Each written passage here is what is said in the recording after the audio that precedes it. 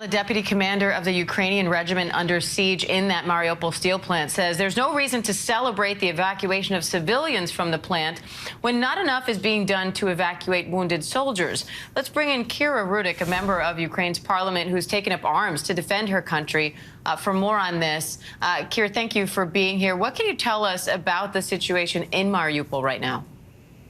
Hello, thank you so much for having me.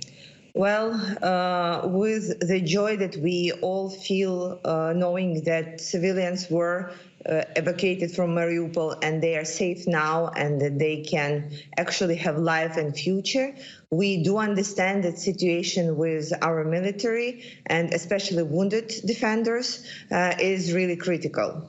When we have talked to the leaders of the soldiers, they informed us that they understand that this mission is a suicidal one. However, they want to continue to defend our country and to defend the city of Mariupol.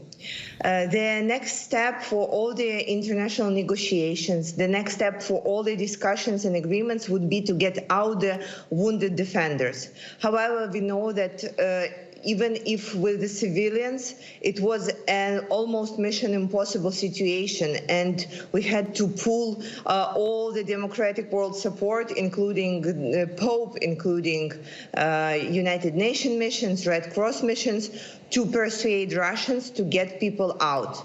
And given that it was so hard with the civilians, we right now understand that the situation with the wounded defenders would be even more complicated and the chances to succeed are extremely low. However, we will not stop trying, and we conduct discussions and negotiations every single day to figure out what would be the way to take people out. Now, President Zelenskyy gave his own Victory Day speech today, saying that Ukrainians are proud of their ancestors who defeated Nazism, and saying we will not allow anyone to annex this victory. So how are Ukrainians responding to President Zelenskyy's address and also Vladimir Putin's address, trying to justify this invasion? So we do not celebrate anything today. It used to be a huge holiday with the parades on the main squares where we would honor our veterans of the Second World War. We do not celebrate because right now Putin usurped this day as a Russian day of the victory. That's why I do believe that we need a new one. We need to move the May 9th to May 8th and celebrate along with Europe.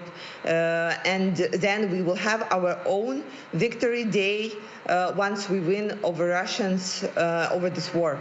So as of Putin's speech, well, it was bizarre, but I think the most important is not what he said, but what he did not say. You see, he never announced that he would attack Ukraine. He never announced that he would annex Crimea. He was always like saying all those propagandistic things about Great Russia, etc. What is important here is he again and again said that he denies Ukraine the right to exist. And that would play very well in the international tribunal that I do believe will be gathered at some point, and he will be prosecuted. And second, this propaganda, it was so far away from the truth that we were even surprised, because usually what Russians do, they mix a little bit of truth with a lot of lies. This was completely lying, saying that Russian soldiers are protecting their own land. Come on, Ukraine is a sovereign country. We have been a sovereign country for 30 years right now, and Russians attacking our sovereignty just shows the world that Putin does not have any respect to any international law, and he breaks every single promise that he gave beforehand, and that he cannot be trusted. This is why every time we are discussing any peaceful negotiation, now I will be able to relate to today's speech and say, do you think that we can come into agreement with this man? And I do believe that we cannot, because he continues and continues lying. He does not keep his word, and he does not keep any agreement that he can put into place.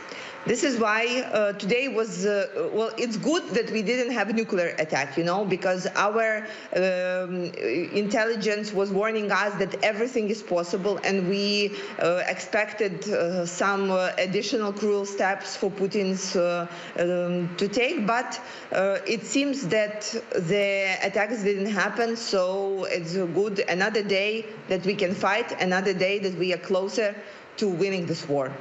All right. And the U.S. And its allies are now talking about imposing new rounds of sanctions on Russia. How significant is that, and what more do you think needs to be done? First of all, right now, in terms of sanctions, the most significant point is for the whole world to act united. Because the European Union is putting together 6 package of sanctions with ban on Russian oil. But for them to work properly, Russia should not have a possibility to find another market for their oil. And this is why it's so important for the United States, for Canada, for Britain to acknowledge that Russia is the country sponsor of terrorism, because that will not allow other country to have economic relations with Russia. This is why it's so important, and Ukrainian parliament has asked US Senate and Congress to vote for this recognition, because then once the sanctions would start work, it would be really painful to Russia, and they would not be able to sell their energy resources. Second thing, what more can be done is that all the frozen assets of Russian central bank and of Russian citizens that are under sanctions need to be unfrozen and sent back to Ukraine. This is the next step, because I think it's completely unfair that European Union citizens, that United States citizens, that Canadian citizens have to pay to help to rebuild Ukraine from their own pockets. We do appreciate that. It's fantastic help. We thank you so much. But isn't it only fair that frozen Russian assets would be used to do that? That frozen Russian assets would be used to rebuild what that is destroyed?